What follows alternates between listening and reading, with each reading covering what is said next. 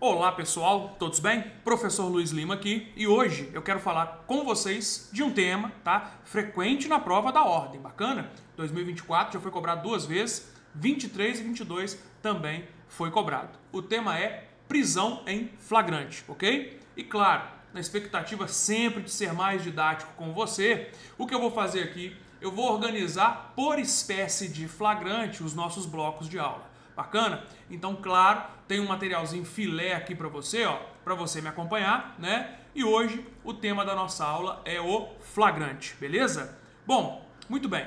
Primeira questão, qual é o conceito de flagrante, meus amigos?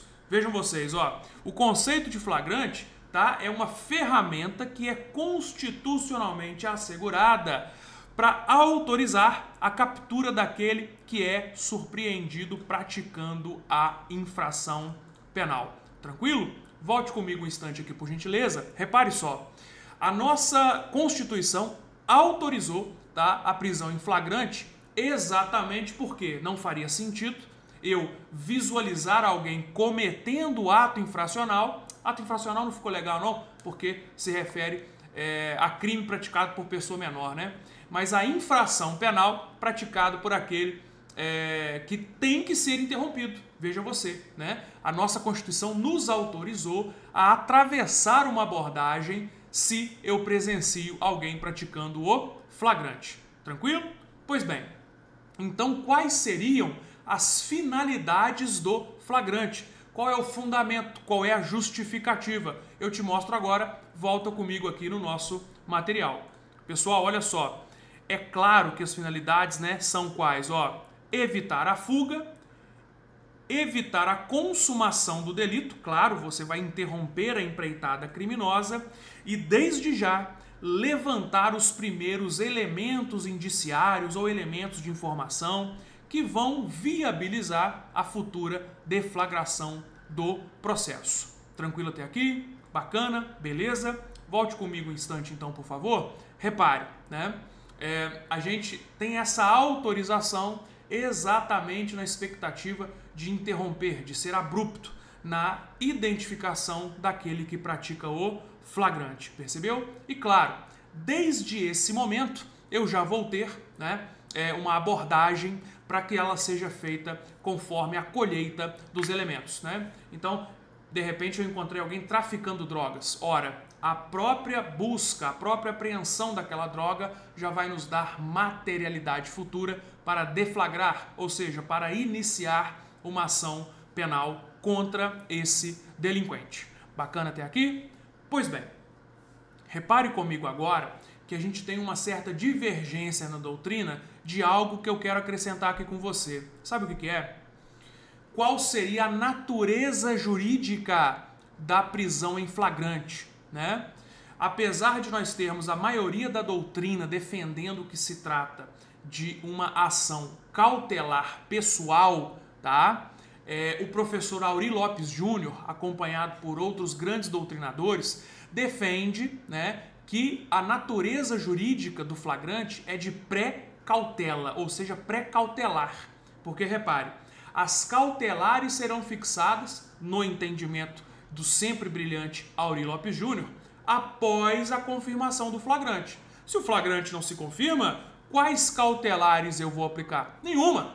A prisão necessariamente deve ser relaxada. Bacana? Então repare, tá? Eu vou jogar aqui no material com vocês, até para que a gente construa isso junto, né? Qual é a natureza jurídica, ok, do flagrante? Qual é a natureza jurídica do flagrante? Então vamos colocar assim, ó, maioria da doutrina considera o flagrante uma cautelar de natureza pessoal, beleza? Essa seria a natureza jurídica, né? Agora veja só, para a doutrina de Aury Lopes Júnior, salvo engano, ele é seguido pelo professor Renato Brasileiro, tá? A natureza jurídica do flagrante seria de pré-cautelar, já que apenas após a regularidade do flagrante é que se colocam, é que pesam, né, contra o réu, contra o flagranteado, fica melhor, ainda não é réu, né? É que pesam contra o flagranteado as medidas cautelares pessoais, né? Quais medidas cautelares, professor? Bom, depois do flagrante, ele pode ter a prisão convertida em prisão preventiva, por exemplo. Bacana? Ou mesmo liberdade provisória com, exemplo, tá? Distanciamento da vítima, né? Então, por isso que para o professor Aurí Lopes Júnior, né? É por essa razão que para o professor Aurí Lopes Júnior nós temos essa possibilidade. Bacana?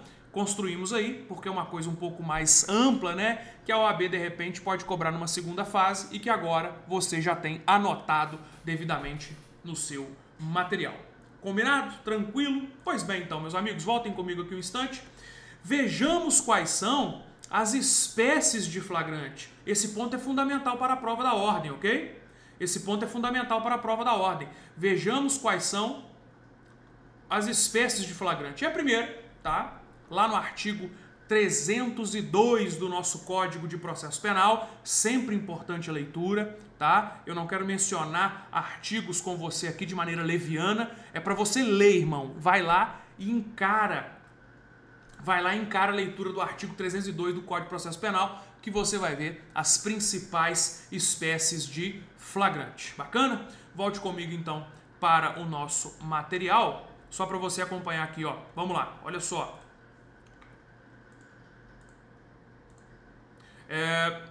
Flagrante próprio, também chamado de flagrante real ou, apertei errado aqui, propriamente dito, beleza? É espécie de flagrante, tá? Próprio, real ou propriamente dito. Ele está previsto em duas hipóteses, tá? Para a pessoa que está cometendo o delito, o que eu tenho aqui, professor? Se eu estou cometendo o delito, repare você que eu não concluí todos os atos executórios, perfeito? Tá? Eu estou no meio, eu estou desenvolvendo os atos executórios. Bacana? É como se eu estivesse golpeando alguém, né? É como se eu estivesse dando tiros em alguém. Percebeu? Porque aqui eu tenho gerúndio, cometendo o delito. Bacana? E também será flagrante próprio ou real se eu estou diante daquele que acaba de cometer o delito. Repare. Aqui eu estava cometendo, aqui já acabei de cometer. Ou seja, eu encerrei os atos executórios. Mas perceba, o agente ainda está na cena do crime. Entendeu isso? Apareci aqui para você, para eu me certificar de que você está sacando. Bacana? Então repare, né? Se eu estou diante de alguém que acabou de cometer, esvaziei os atos executórios, beleza? Mas ainda estou na cena do crime. Qualquer uma dessas duas hipóteses eu tenho chamado flagrante próprio, flagrante real ou flagrante propriamente dito. Sem dúvida, firme e forte, é o flagrante mais tranquilo, né, pessoal? Basta você se lembrar que o flagrante próprio, real ou propriamente dito se encontra em duas circunstâncias. Ainda estar dentro dos atos de execução, cometendo o delito, ou já encerrei os atos executórios e veja, eu ainda estou na cena do delito. Bacana? Volte então comigo aqui só no seu material, tá? Pra gente continuar desenvolvendo aqui, ó. Eu vou avançar, se você me permite, para a segunda hipótese de flagrante, que é o flagrante impróprio, irreal ou quase flagrante, tá? Artigo 302, já no inciso 3 do CPP. Bacana? Olha só, aqui, coloque na sua cabeça, o que eu tenho é uma perseguição. Por favor, essa é a palavra-chave para você reconhecer o flagrante impróprio, irreal ou quase flagrante, tá? Amigos, o negócio aqui é o seguinte, ó. O negócio aqui é o seguinte, comigo um instante. Esse cara saiu da cena do crime. Mas o que eu tenho? Eu tenho uma perseguição, e olha essa expressão, logo após a prática do crime. Percebeu? O código usou essa expressão vaga logo após, não nos deu precisão, tá? Mas é o que a prova da ordem e é que a prova de concurso vai usar com você. Então repare, né? Eu tenho perseguição logo após a prática do crime. Flagrante o quê? Irreal. Bacana? Flagrante impróprio. Tudo bem? Mas é flagrante e, claro, a prisão nesse caso será admitida. Bacana? O material, então, volte aqui comigo mais um instante. Só para você ter uma clareza aqui do que nós estamos falando, né? Os artigos 250 e 290 do CPP, eles estabelecem uma coisa muito importante, tá? Deixa eu aparecer no cantinho aqui só para você me acompanhar.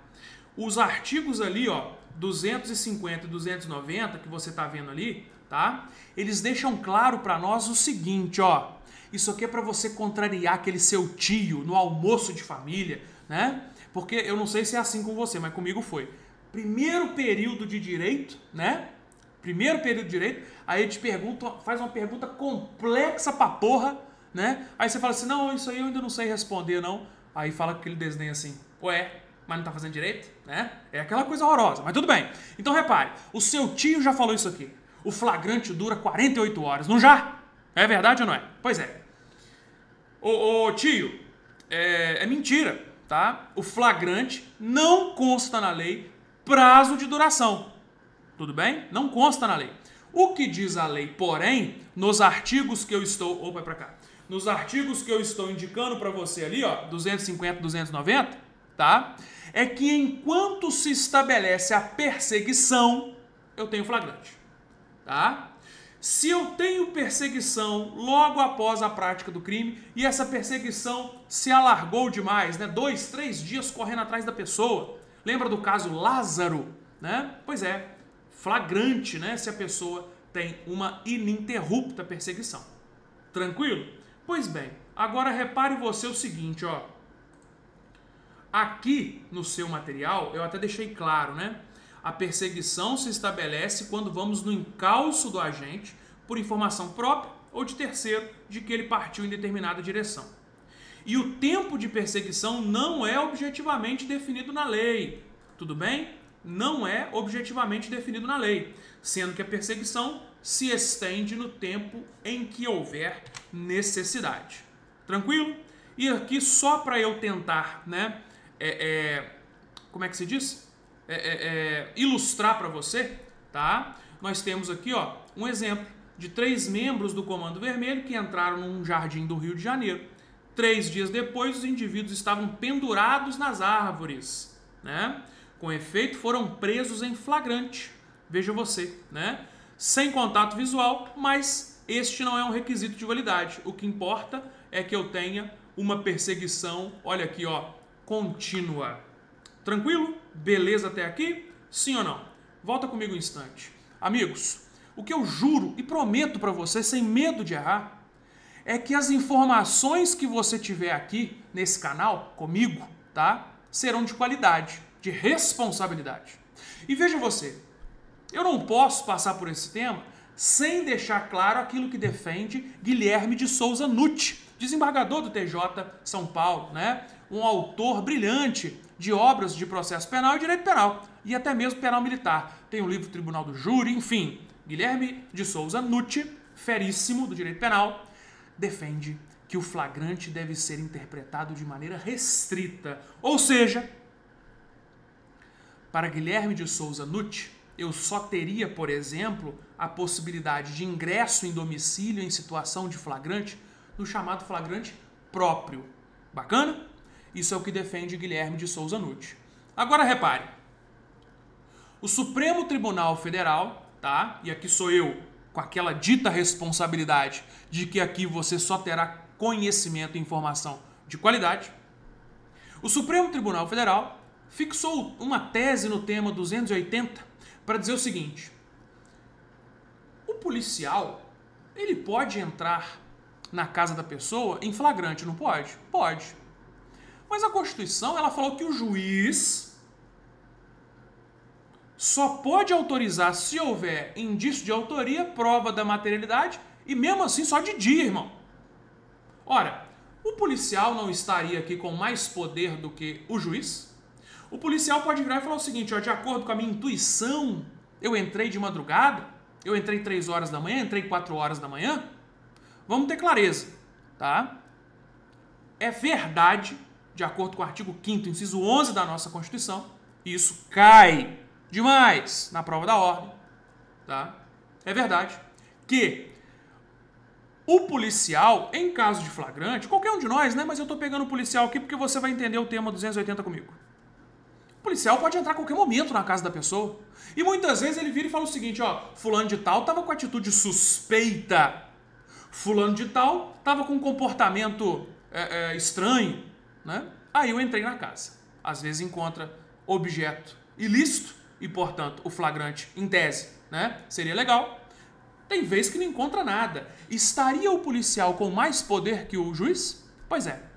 O Supremo Tribunal Federal, tá, no tema 280, tendo como leading case, olha que chique, caso, quer dizer, o caso líder, né, o caso que liderou, o caso padrão, né, o RE, Recurso Extraordinário, 603, 616 de Rondônia, esse eu já estudei bastante, então até decorei, tá? Muito embora eu tenha anotado no seu material, né?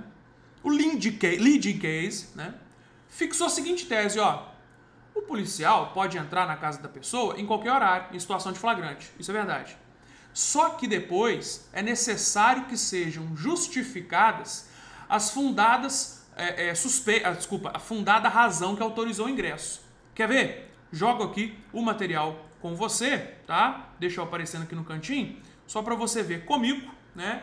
O que foi firmado de tese no Supremo Tribunal Federal. Olha só, a entrada forçada em domicílio sem mandado judicial, veja você, só é lícita, esse ponto aqui é fundamental, mesmo em período noturno, quando amparadas em fundadas razões devidamente justificadas a posteriori. É dizer, o policial depois tem que falar de onde ele tirou essas fundadas razões, tá? Porque aí, né, vai estar indicando que dentro da casa ocorre situação de flagrante delito. Bacana? E o STF não refrescou não, ó.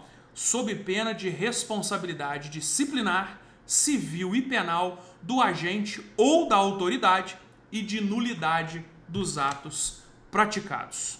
Perceberam isso? Leading case 603, 616 de Rondônia. Bacana? Amigos, deixa eu voltar com você um pouco aqui. Essa é a tese fixada pelo Supremo Tribunal Federal. Tá joia? Agora, é claro, né? A gente não tem dúvida que o ingresso em domicílio em flagrante ele é legalizado. Mas o policial que faz isso, ele tem que ter uma fundada razão, né, materializada, concreta, objetiva, sob pena de depois ele responder civil, quer dizer, uma indenização para a família que teve a casa violada, né, disciplinarmente no âmbito administrativo e, claro, penalmente, se de repente praticou abuso de autoridade. E aí, claro, deixa eu trazer para você aqui a Lei 13.869, que é a lei dos crimes de abuso de autoridade, só para a gente saber, né, que invadir ou adentrar clandestina ou astuciosamente, né, deixa eu compartilhar aqui com vocês no material, ó, lei de abuso de autoridade, né, agora eu já não sei se está aparecendo eu, não está aparecendo eu não, só o materialzinho aqui, ó. Lei de abuso de autoridade, né? Artigo 22, tá? Olha o que fala.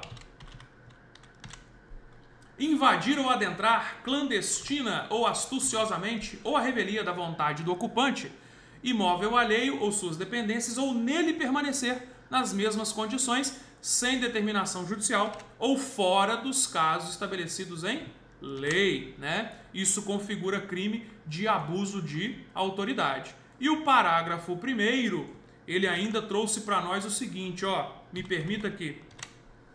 Incorre na mesma pena, na forma prevista no caput deste artigo, quem coage mediante violência ou grave ameaça a franquear-lhe o acesso à violência ou suas dependências, ou ainda, olha aqui, ó, cumpre mandado de busca e apreensão domiciliar após as 21 ou antes das 5 horas. Ok? Tranquilo? Não vou entrar aqui agora, deixa eu aparecer no cantinho, naquela polêmica, né, sobre qual horário em que a pessoa pode entrar no mandado, com mandado, etc e tal. Isso fica para outra aula. Bacana? Pois bem. Então agora, meus amigos, eu volto com vocês aqui só para o material, só para a gente repassar aqui aquela questão do NUT que eu falei com vocês, né? Segundo Guilherme Nutt, a invasão domiciliar existe interpretação restritiva e a casa só poderia ser invadida nas hipóteses de flagrante próprio. Bacana até aqui? Tranquilo? Muito bem. Vamos voltando aqui então para que eu possa falar com vocês agora do chamado flagrante presumido ou flagrante ficto. Deixa eu jogar aqui só a tela novamente. Pois bem, superadas essas questões, a nossa legislação traz ainda outra espécie de flagrante. Bacana? É o chamado flagrante presumido ou ficto, em que eu, repare, já estou longe da cena do crime, mas encontro alguém, olha a expressão agora, fundamental para você, logo depois, com produtos, elementos, instrumentos que fazem presumir ser a pessoa autora de crime. Bacana? Meus amigos, flagrante próprio. Cometendo, acabou de cometer, estou na cena do crime. Beleza? Flagrante impróprio. Perseguição, logo após, já saí da cena do crime. E aqui, no flagrante presumido, logo depois, veja agora, com instrumentos que fazem sugerir que a pessoa é autora de crime. Venha comigo agora no material, só para você ver exatamente o que eu estou lhe dizendo. Olha só. Flagrante presumido, o indivíduo é encontrado logo depois. Reparou como é que a expressão mudou? Isso aqui pode fazer você acertar uma questão de prova. Logo após é lá no flagrante irreal, tá? No flagrante presumido, logo depois.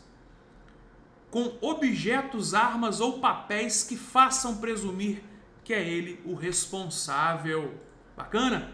Olha só, o professor Nestor Távora afirma, né, que aqui existe um fator sorte, porque é instintivo dizer, né, caso não tenha ocorrido nessas hipóteses, tá, que uma prisão aleatória seria, claro, ilegal. Tudo bem? Tranquilo? Pois bem, eu já quero caminhar aqui, até para que o vídeo não fique muito longo, já quero caminhar aqui para um final, só para você ver comigo aqui o seguinte, ó. Existe também o chamado flagrante obrigatório ou compulsório, tá? E o flagrante facultativo, beleza? Flagrante facultativo. Meus amigos, flagrante obrigatório é aquele que eu atribuo às forças policiais, beleza? Policial, quando tem alguém em flagrante delito, ele não tem opção de prender, tá? Ele tem o dever de fazê-lo. Entretanto, qualquer um do povo, bacana, eu, Luiz, que não sou policial, embora tenha sido aprovado, né, no CFO 2013, né, se eu tivesse entrado a segurança da sociedade mineira, estaria severamente ameaçado, né? Pois bem, mas eu não sou policial. Então, para mim, ver alguém em situação de flagrante decorre, aliás, para mim, né, decorre a faculdade, a opção de agir ou não. Tudo bem até aqui? Tranquilo? Isso caiu em prova da ordem e eu vou trazer para vocês questões dessa natureza nos próximos blocos. Bacana? Pessoal, acompanhe aqui as nossas redes. Por favor, se você está chegando agora, se inscreva no canal, ative o sininho. Claro, faça comentários, compartilhe, dê o like se gostou. Se não gostou, deixe o dislike, faz parte. Bacana? Até o próximo vídeo, pessoal. Muito obrigado.